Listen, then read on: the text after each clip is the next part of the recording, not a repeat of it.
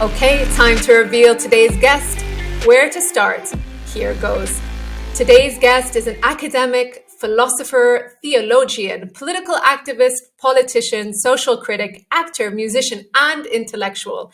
And if that wasn't enough, he's running for the US 2024 presidency. He is, of course, the remarkable and learned Dr. Cornel West.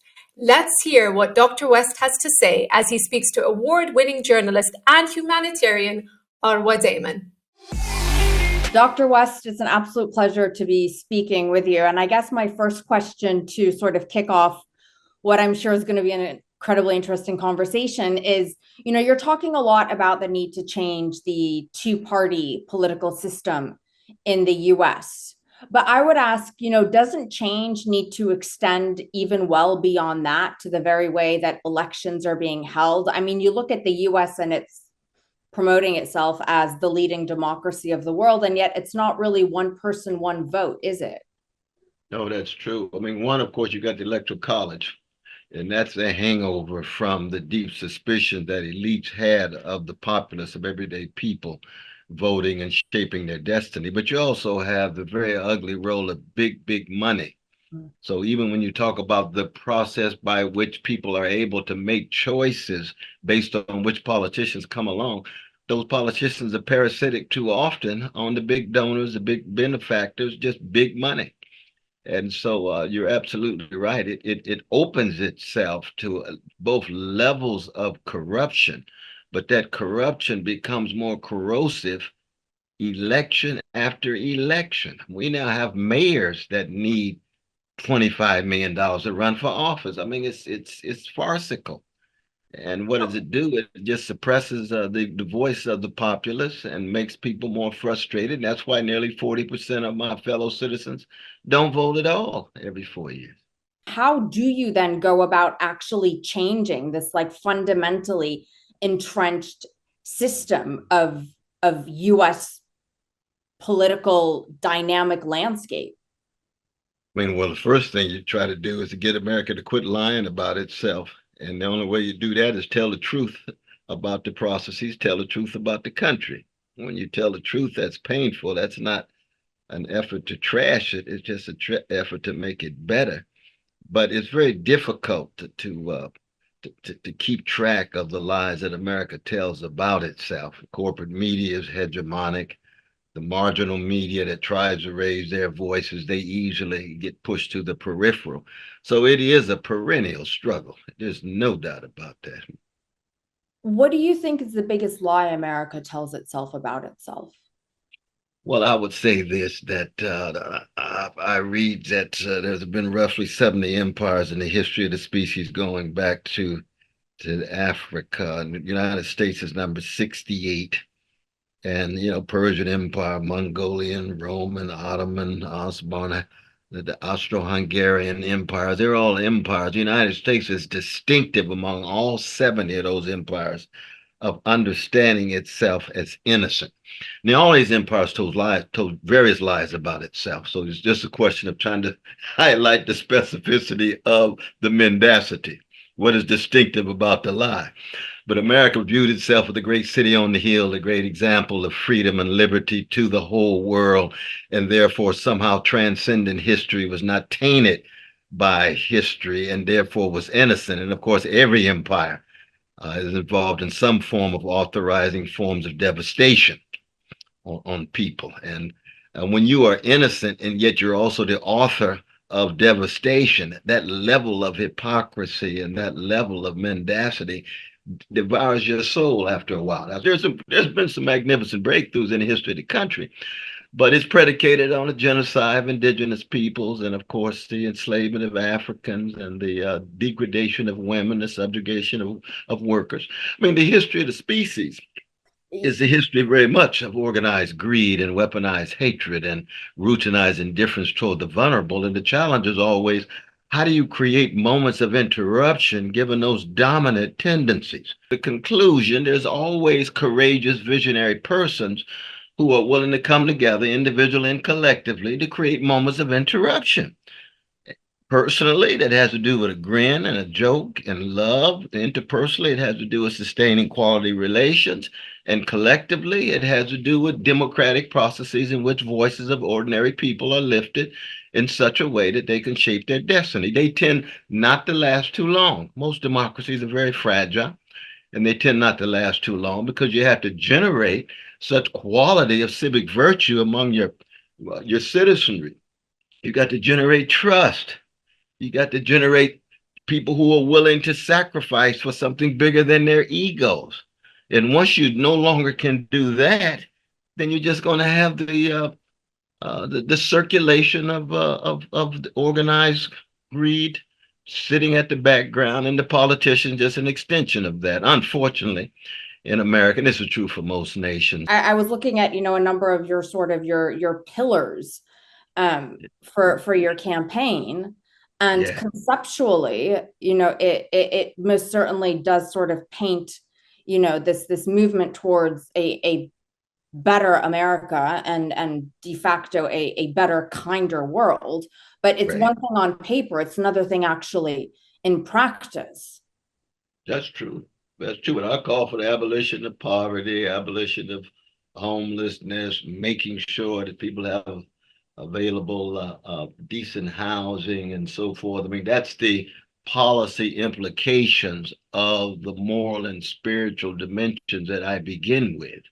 And the translation from the moral vision, the spiritual witness, into public policy is a very difficult one because, of course, the major organizing forces there are what kind of organization will I have?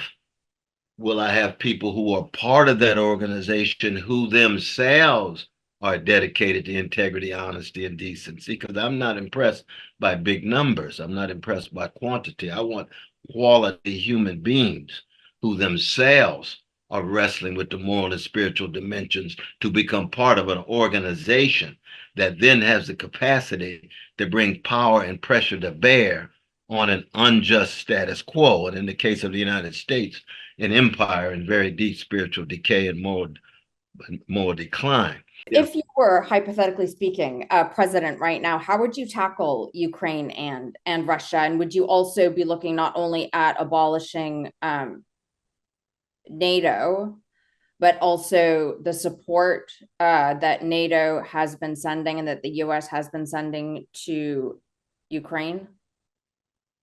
Well, the first thing I would do is I want to stop the war and stop the suffering.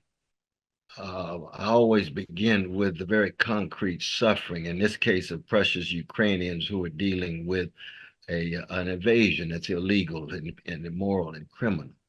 And trying to stop the suffering, you want a ceasefire. Now, a ceasefire under what conditions? Well, you try to create diplomatic possibilities to facilitate a ceasefire because it's going to go on and on and on. Well, how do you come to terms with the various sides? That's what I was making the case about Russian security, you see, that whatever other factors are involved, the sense of security for the Russian Empire is an important factor ensuring that they don't go around invading countries, including those right on their border. Would this approach of yours also include elements such as wanting to see Russia, return Crimea to Ukraine and other territories that it has annexed? I mean, That would certainly be one part thing to of the talk about a diplomatic ceasefire, but conversation.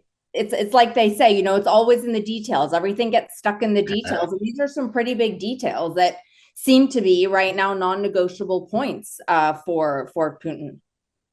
That's true. That's true. But it would have to be part of the negotiations. I mean, and I know that nobody gets everything they want, especially early on. But at least it would be a context in which you would no longer have the indescribable suffering of the Ukrainian peoples given the invasion. We have to stop the fighting and have some ceasefire immediately as we then proceed. And then you've got a whole host of issues on the table, both present And you're going back to 2014, right? I mean, that's 10 years ago, but still that would be certainly on the table. Very, very much so. And this is true everywhere. It's true in Congo, it's true in Sudan, it's true in Gaza. That first you have to have a ceasefire. Somehow you've got to create a context in which we human beings in these contexts quit killing each other. Right before coming on to speak to you, I was actually chatting with a dear friend of mine in Gaza. She's literally one of my favorite human beings on the planet. And I told her that I was going to be interviewing you. And her reaction was she's a big fan. She actually follows you very closely. And so I want to actually put one of her questions to you. And so, obviously we know that you've said that, you would cut off military aid to Israel. But, what is your vision for what the day after looks like? And she also really wanted to know, how will you make, or rather impact, change during a sort of hypothetical presidency that would actually stick? Well, I salute her and hope and pray that she and her beloved family and loved ones are holding on. Very much so. No, but I do have a long vision here that I'm thoroughly convinced that for too long, U.S. policy has been predicated on the notion that an Israeli baby has more value than a Palestinian baby, and that therefore the U.S. policy can put up with the killings, the massacres, the maimings of Palestinian innocent people and innocent babies more readily than Israeli babies. And I thoroughly reject that starting point. Thoroughly reject. I said before that I always begin with the moral and spiritual dimension. And I want to look at the Middle East when it comes to the struggles over a Jewish state going back to 1917 with the Declaration of Balfour and all the way through 48, now 67, 73, up to the present. And I want to look at that situation as if a Palestinian life has exactly the same value as an Israeli or Jewish life. Now, in doing that, then, holding on to that moral compass, what that means then is that we have to dream of or conceive of a set of social arrangements in which there's Palestinian dignity, Palestinian equality, Jewish dignity, Jewish equality, Palestinian safety and security, Jewish safety and security. I'm thoroughly convinced that not only the present situation, but I'm thoroughly convinced that any supremacist state is going to be predicated on subjugating another people. And therefore, I'm much more attuned to a state in which persons are citizens with equality under the law, equality, equal access to both the chances of gaining access to basic things we need, food and shelter and so on. And therefore, I am very, very critical of the present state and very, very critical of a Jewish state. Right, but what does your day after look like? There's a hypothetical, because this is the big talking point right now. There's some sort of a ceasefire comes into play. What does the day after look like, given the reality in Gaza right now, that some 80% of it is completely decimated? People are hungry. There's lack of access to medical assistance. There's lack of access to clean drinking water. Humanitarian aid is not just struggling to get in, but actually struggling to be moved around the Gaza Strip due to an increase in criminal activity and lawlessness. What does your day after, once a ceasefire has been hypothetically declared, look like? Who secures Gaza? I would have to be attuned to the variety of Palestinian voices in a context in which their universities, their hospitals, as you say, have been completely abolished and eliminated, and what the nature of the reconstruction and what the nature of their bounce back looks like and the need for international aid to enable them to bounce back such that they could reach a point where Palestinian dignity could be affirmed. Now, that, as you'd imagine, I mean, it's a step-by-step process, but it is one in which Palestinian plight, predicament, voices, situation is at the center. In my attempt to pull the plug on military and financial support of Israel, is not because I want to punish Israel. It's not because I've got any anti-Jewish hatred or sentiment, but rather because I have a deep love and concern for people who have been hated and terrorized and traumatized under an Israeli state.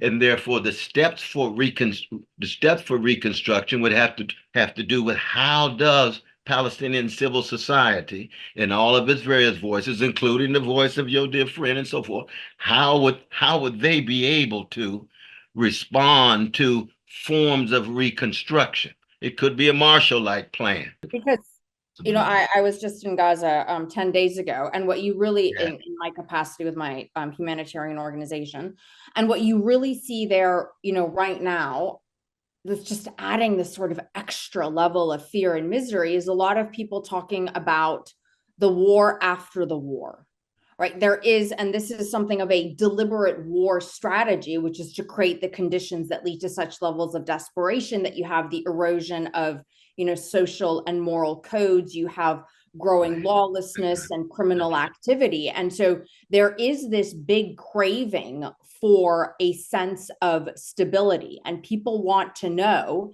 that when the bombs stop falling, instability is not going to continue, that there is going to be some form of stability that is then going to allow for everything else, right? The humanitarian aid, the reconstruction effort, the rebuilding of, everything. Absolutely. No, and that is thoroughly understandable. That is as human a response as we can imagine. Because when a people have been treated in that kind of unimaginably vicious way, and we know, one of the fruits of genocide is a layer of despair that calls into question trust of anybody, calls into question the trust of the human. When we see it in these beautiful faces in these genocidal contexts, right? Where is humanity? What makes us think that anybody cares for us?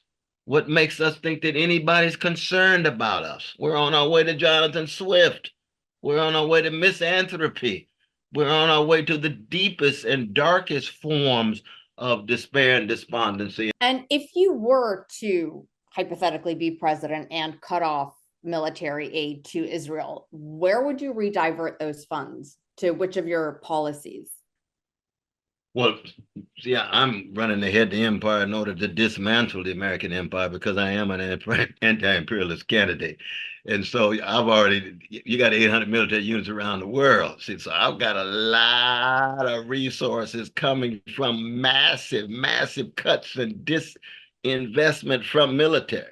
So this is just small. I mean, the United States support of Israel is less than $5 billion a year, and recently it's increased, but we're talking about billions and billions and billions of dollars that I would cut.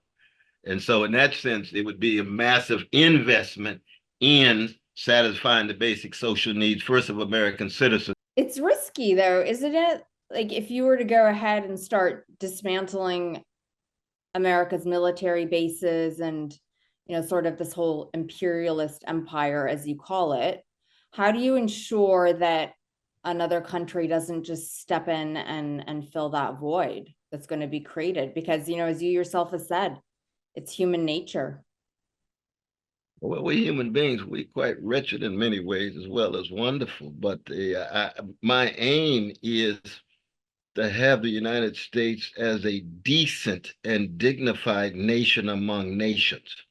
Now, the Chinese Empire, the Russian Empire, they can do what they want and will. But that does not mean that I'm just going to stand by if they engage in genocidal attacks on folk. But I do not believe that the United States as an empire has to have what they call in Washington, you know very well, it's full spectrum dominance. That is the very hubris of an empire that I radically call into question. So do you think it's time for the American empire to basically end? Oh, absolutely. Absolutely. There's no doubt about that. Which is to say, to be transformed into a nation that puts poor and working people at the center with an egalitarian foreign policy. I'm not an isolationist at all. You see, I am for the empowerment of poor and working people in Turkey, in South Africa. And so many of these nations, global South as well, they have their own corrupt elites. They have their own corrupt bourgeoisies that are subjugating their own poor, subjugating their own working classes, you see. I'm looking for the poor and working classes in each and every nation. That's the kind of internationalism that I would want to pursue. Now, I do acknowledge that I would have to be thoroughly flexible, improvisational, jazz-like, protean, undogmatic, understanding you have to respond prudentially, not opportunistically, but prudentially, context by context, moment by moment. And I could keep talking to you forever, Dr. West, but I'm going to leave it here for now. Thank you so much for your time.